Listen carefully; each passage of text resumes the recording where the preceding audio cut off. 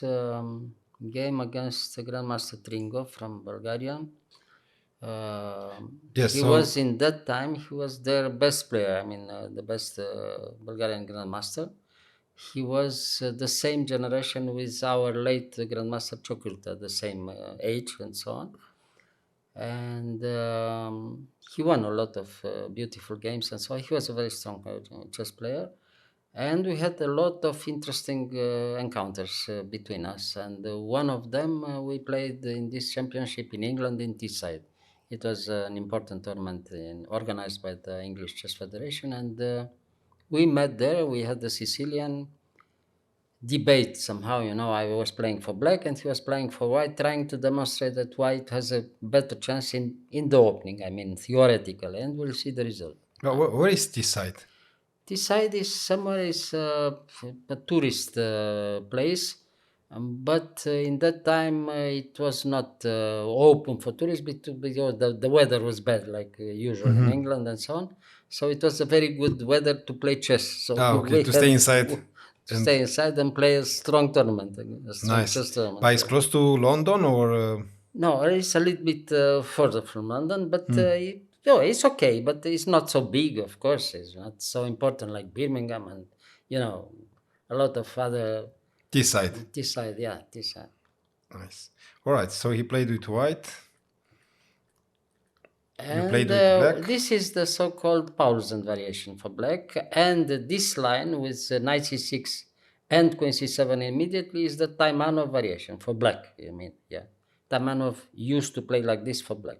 He introduced this line. E6, and now we are coming back to this variation. I know the idea for black is to put the position like this, knight c6, knight f6, and later on bishop e7, d6, b5. This is the idea, and, somewhere later on the bishop in b7, if possible. This is the idea. So white is trying to do something very quickly on the other side. You remember, I played like this more or less against Portish, against Forintosh and so on in these two games with white. I was white, So white is attacking very quickly on the other side. F4, d6, bishop d3, b5 very quickly, castle, bishop e7, queen f3, bishop e7, rook a1. Okay, white did everything right until now. Now, usually the normal continuation here is castle. Yeah. Yeah, this is the normal line for black. Yeah. And now we have a different way of play for black because I didn't play castle immediately as usual. I played knight b4 first, trying to get rid of the bishop from d3. Usually is a very dangerous piece against the black king in the normal lines. So after knight b4, the game will be very interesting because everything will be forced. The idea for black is very clear.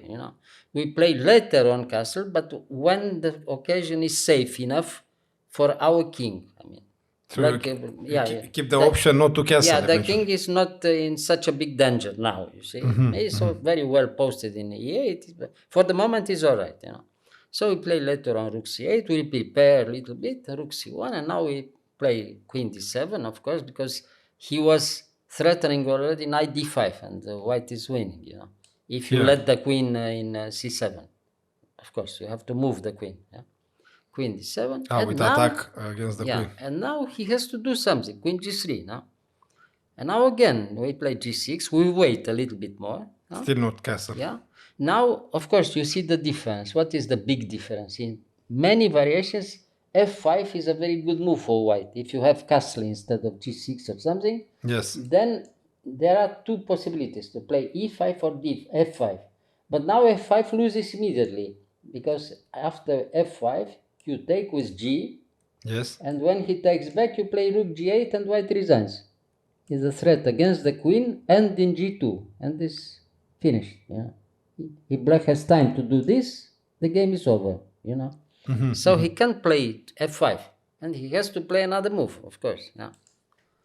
So now you played knight d4, knight h5, And now when the queen goes to h3, we play simply f5. Now, if he wants something, he has to take in f5 or to play g4.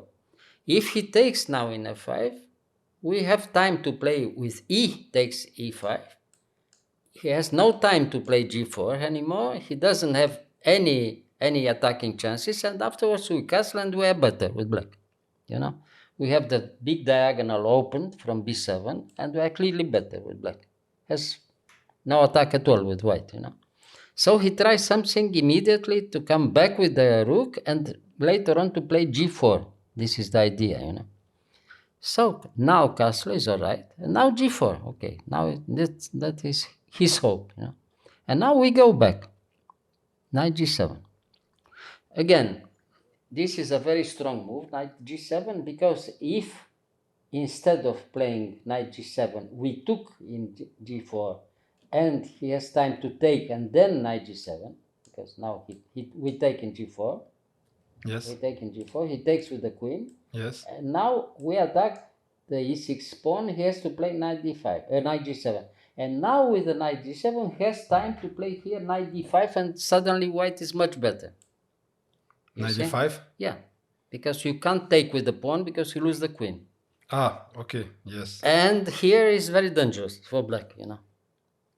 Why? Because this knight... Now it's very dangerous, yes, because the position is much better for white. It's completely open, and he has attacking chances, and you still have a weak pawn on e6, and you have, always some trouble with black, So that was a big mistake.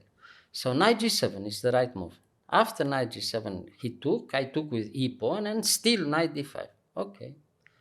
So now rook e8. You see very quickly, black comes with all his pieces on the other side. Everything is very well defended. Nothing happens. And if nothing happens in 2-3 moves, we try to do our idea, bishop e7, d8, and later on, if possible, to come with the bishop in b6 to take the two diagonals, from b6 and from b7. We control completely the big diagonals, against the white king. And black is okay. Black is better. So he comes back. He tries to put the bishop in c3 somehow. Bishop d8, bishop there. Now queen f7. Now what to do? White has to go back, because we attack simply to take the pawn in d5, and he's lost completely afterwards. If he loses the pawn in d5, the knight from d5 is attacked twice. So yes. What to do? He has to go back somehow. Knight e3, the only move. Now bishop b6, very good move. Well, we could try to win a pawn, taking immediately in g4, in e4, but it wasn't good because he has a very strong move, knight g4, and he's better. After knight g4, he has attacking chances again.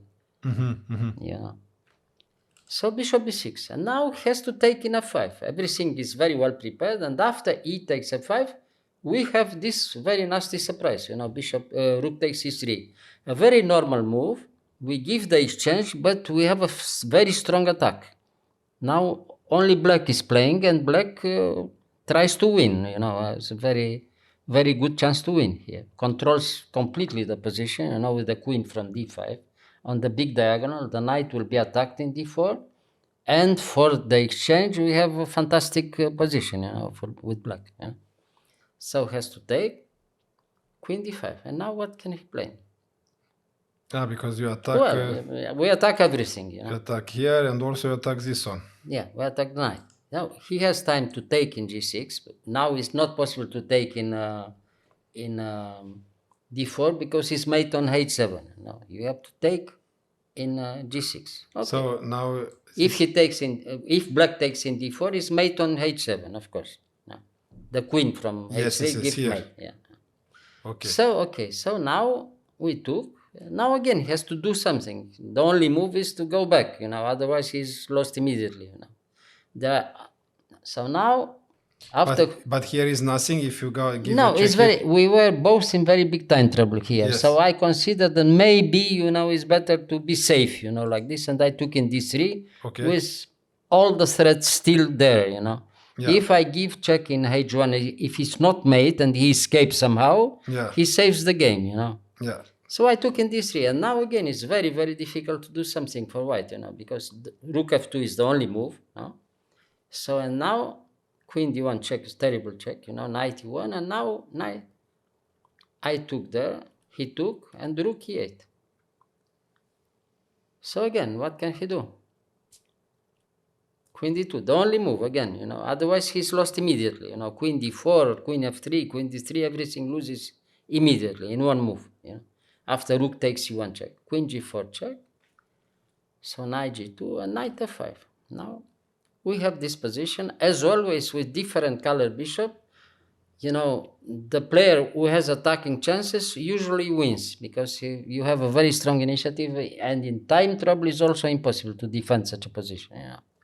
If you have some chances very small, and the chances to lose are very big. So with different color bishops is more dangerous. Very dangerous. It's almost decisive, in every kind. Well, even now, for instance, if he doesn't do anything very quickly, he loses immediately at least one piece after knight h4 or knight e3. So the threat, let's say, if nothing happens, we threaten knight h4 and we win at least one piece. Yeah. Yeah. So h3 is the only hope again, to move something. Queen g3 with the same threats, Queen g3, now queen c2. Now after queen c2, he gives you the move and hopes that maybe somehow, can give you some chance. Yeah, some chance.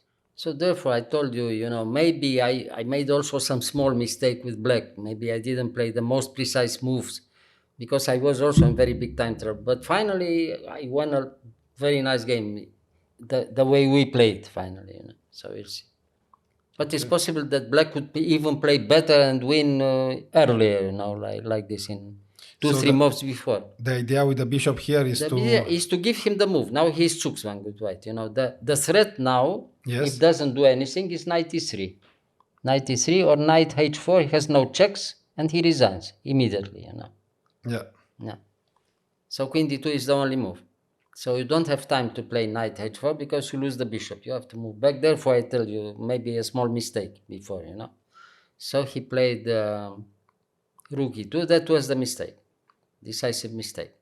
He thought maybe in very big time trouble I can give somehow, perpetual somehow, But now we take in e2 simply, and when he takes knight e3 and he resigns, he loses at least a piece.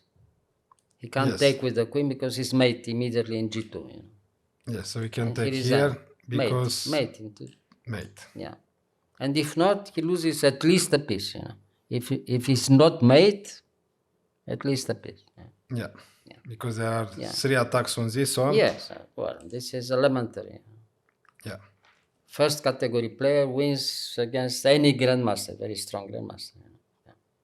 No, but game is very beautiful. It's just like a tactical lesson, how you can win a very sharp game in Sicilian, But again, the move order is very important, you saw.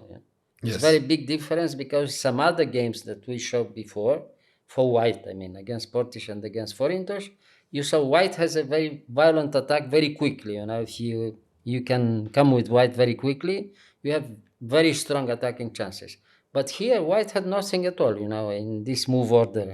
And then everything is balanced like this, and finally black has counterplay. Is the black turn. Yeah, and when black has very strong counterplay, the game is over, because it's black who is coming, finally. Yeah. As usual in Sicilian. It's usually like this. Yeah. All right. But very good example, Yes. Thank you, Mr. Gheorghiu. You're welcome.